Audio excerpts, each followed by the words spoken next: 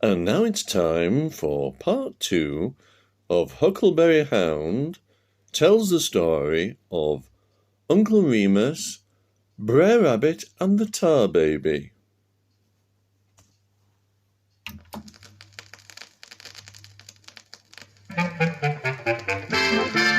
Of course, when old Brer Fox saw poor little Welsh Brer Rabbit come hippity-hopping down that bunny trail, his diabolical brain started grinding like a coffee mill.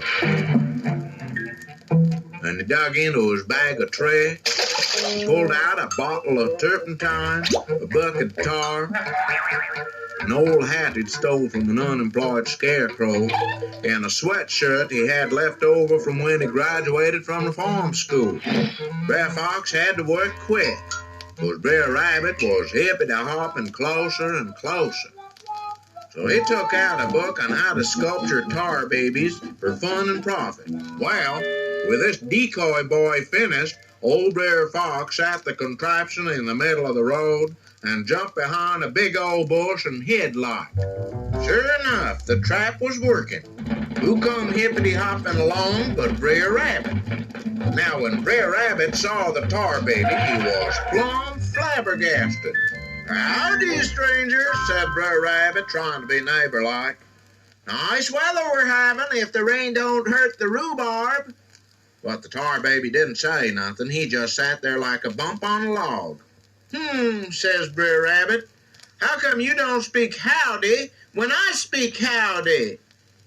But the tar baby, being the strong silent type, just stood silent. "Read any good books lately?" asked Brer Rabbit, being bullheaded about striking up a conversation. But the tar baby just sat there quiet-like, peeking out from behind the bushes. Old Brer Fox was enjoying this one-sided conversation and waiting for Brer Rabbit to get caught in his trap. Well, sir, I don't need to tell you that by now Brer Rabbit was getting a mite impatient. Maybe he figured the critter was a mite deep. "Why don't you turn up your hearing aid?" yelled Brer Rabbit, trying to get a rise out of the tar baby. But he didn't. "Huh! Ain't you the gabby one?" says Brer Rabbit. You can tell by now he just about had it. Had it. And when this tar baby still didn't say one word, that done it. Brer Rabbit sort of flipped. He just about come unglued. He did. All of a suddenly, his temper got the best of him. Well, sir, he hauled off and socked this tar baby. Sort of a rabbit punch, you might say. But Brer Rabbit's fist just stuck to that tar baby like glue. Brer Rabbit pulled and tugged and yanked, but he couldn't pull himself loose from the tar baby. Well, now Brer Rabbit was losing his sense of humor. "Turn my hand loose," said Brer Rabbit, "or I'll give you another rabbit punch with my left hand. Turn my hands loose, or I'll haul off and kick you in the shins." And when the tar baby refused to answer, Brer Rabbit let fly with his right foot. Right in the shins. But his foot just stuck so tight, Brer Rabbit couldn't budge it.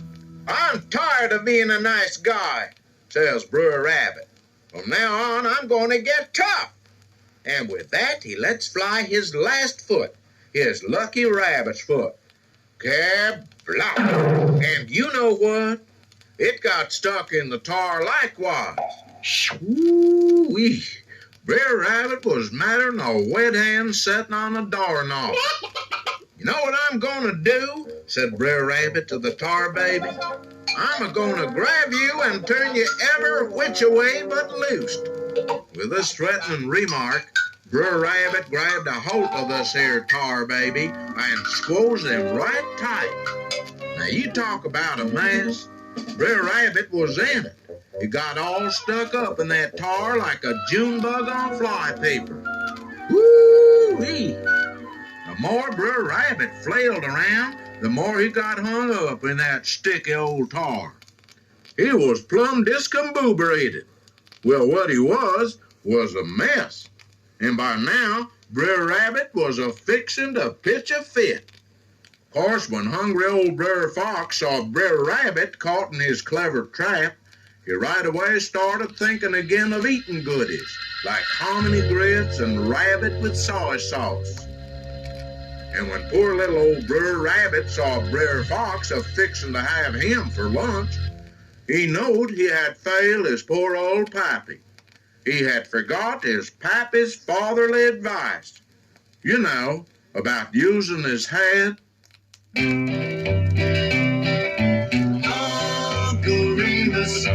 Remus was a storytelling man. Uncle Remus, his stories lived throughout the land. He told the stories of Brer Bear, Brer Fox, Brer Rabbit, two were there. The children came from far and near. Uncle Remus tells to hear. Uncle Remus was a storytelling man. Uncle Remus, his stories live throughout the land.